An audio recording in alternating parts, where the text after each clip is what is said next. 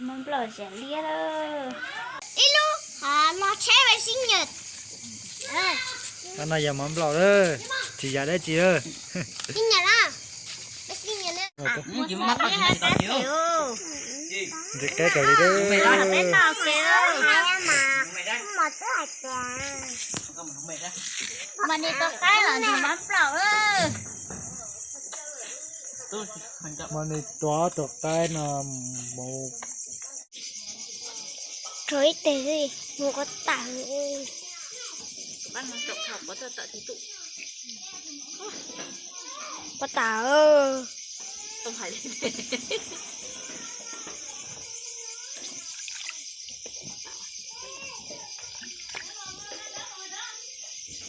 Anh chụp bố lo chán nè. Tôi lo anh chụp bố cho lo nè.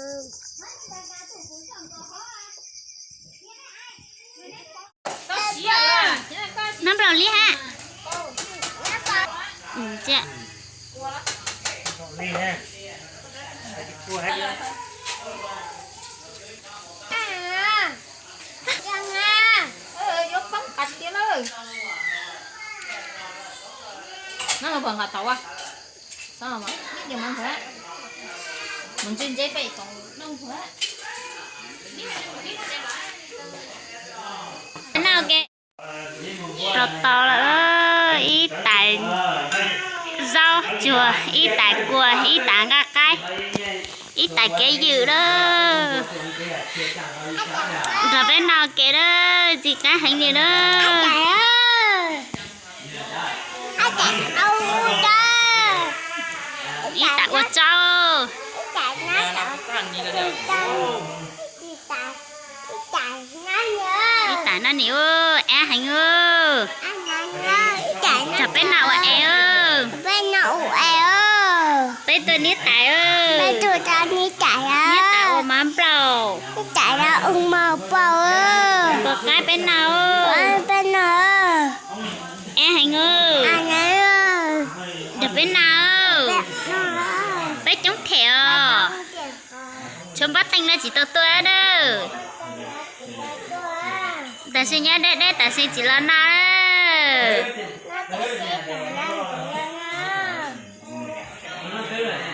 Anh đi nhà của tụi mày tú đó. Hãy nhớ cho. Cái nào chị cá hay đi đó.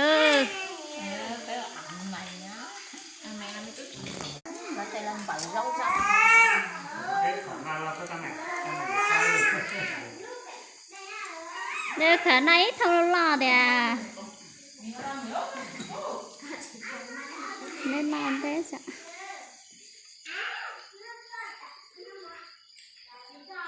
Còn Thì nó là rau còn.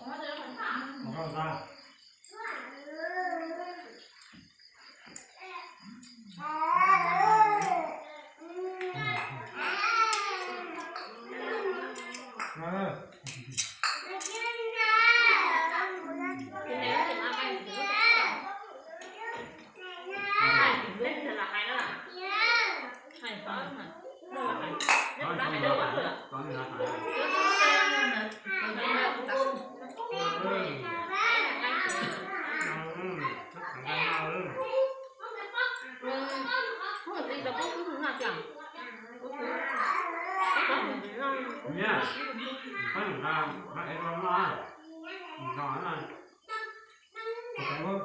Để mà những cái mình lo, mình chụp ra, làm một cái trống là có mà phải được rồi.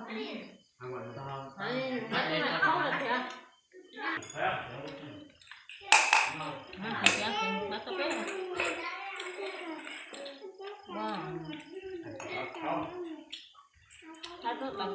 Tập thói thì nó không? Mà cứ ra thì chỉ tập đó. Nhưng mà thôi là chuyện à.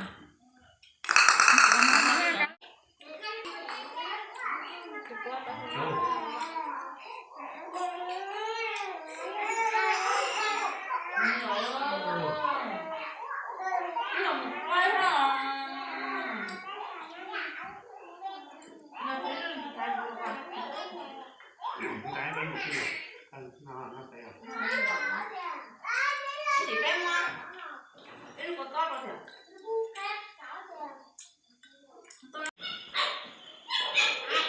Anh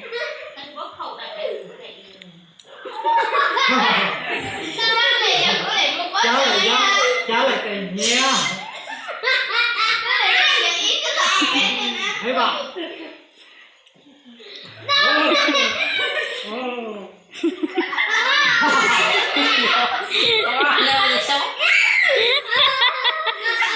đâu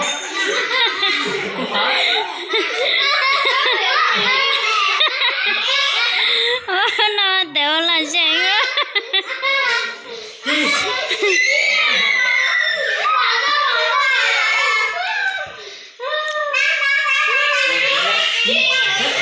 chưa Bà đâu qua thì thế đó.